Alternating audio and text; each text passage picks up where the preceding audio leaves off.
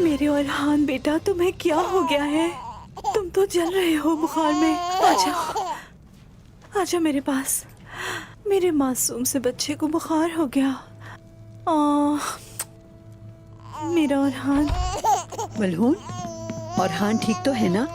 अम्मा, मेरा बेटा बुखार में जल रहा है। ये कैसे ठीक होगा? मुझे तो कुछ समझ नहीं आ रहा। मेरा बच्चा बस चुप हो जाओ। हम क्या करेंगे?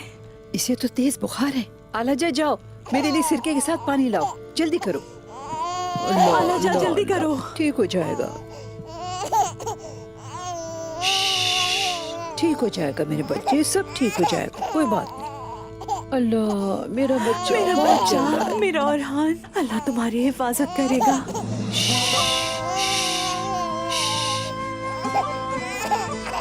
हाँ, लेके आओ। अम्मा, बुखार उतर जाएगा ना?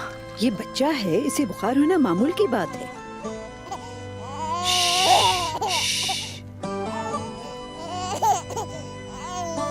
मेरा बच्चा, ठीक हो जाओगे, रोना नहीं। अम्मा मेरे बेटे को ठीक कर देंगी।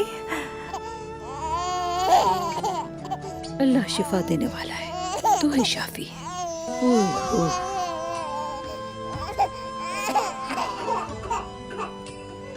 ये सब काफी नहीं है।